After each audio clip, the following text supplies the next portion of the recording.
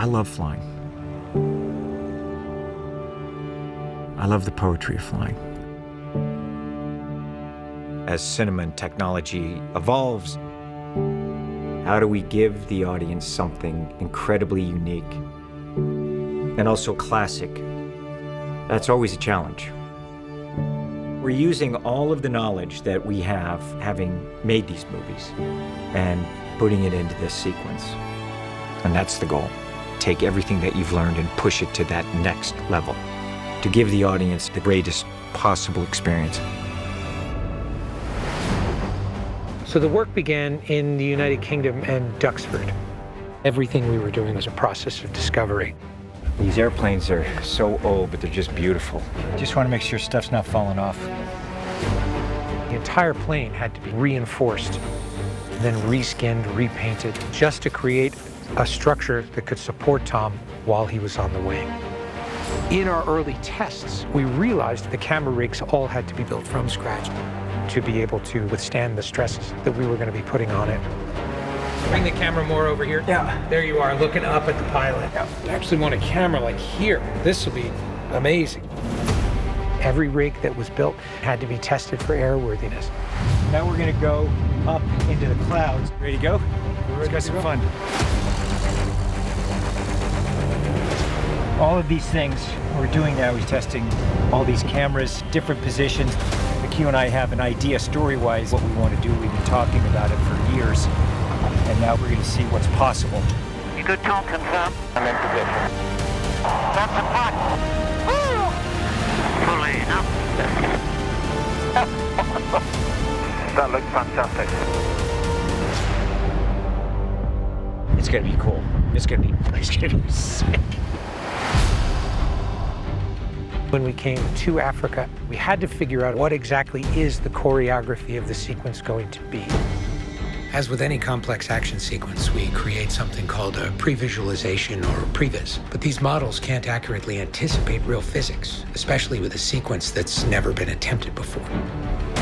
We quickly discovered the forces working against Tom meant nothing could be executed as planned. And in order to rewrite the sequence, I had to understand what was physically possible. In order to do that, I had to get on the wing myself. Once we started to understand the physics in the environment, we could reimagine the sequence based on the realities that Tom was encountering while he was on the wing. We're going to do roll, loops, hammerhead. I'm going to take you through my action. I come up, and I'm pulling up, and now I grab it, and I try to hold it steady. The airplane's pitching. Yep. It starts going over.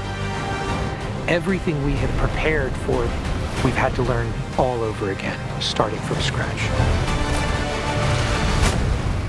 We can do this now. Okay. We can do it. This is an exciting day. I've been looking forward to this. You gotta remind me not to smile here. When we were shooting the first stage of the sequence, we were dealing with challenges based on low-level flow. It was a very, very challenging sequence, and it required some of the best pilots in the world, an incredible amount of preparation, an incredible amount of focus. Every morning we were having drills about what to do in the event of an emergency. We do not know what a single sortie is going to do to the pilots, to Tom. We just work our way into it. I can go 95, but then we dip down, I'll accelerate. I'm going to dip down for speed and pull up. If there was any sort of downdraft and you're 5 feet over the water, there is no recovery. The plane is going in. That was wild. For the second act of the sequence, we needed to shoot at higher altitudes. The aerodynamics are different. The temperature became an issue, and Tom would risk hypothermia. Up there, we drop 3 degrees per 1,000 feet. It gets quite cold with the wind. When Tom is on the wing, we have to communicate via hand signal because the winds are from 100 to 140 miles an hour. Stop. The biggest challenge for us was how physically punishing it was for Tom to be on the wing. It can't be easy. Everybody wanted to do it.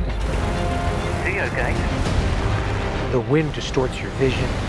between maneuvers, he actually has to stick his head into the cockpit so that he can breathe. And at times, he would reach such a level of physical exhaustion that he couldn't get back into the cockpit of the plane. What's the matter? It's like when we get it, I can't do it anymore. But Tom is constantly pushing the limitations of what is possible. I'll go one more. We're gonna get it.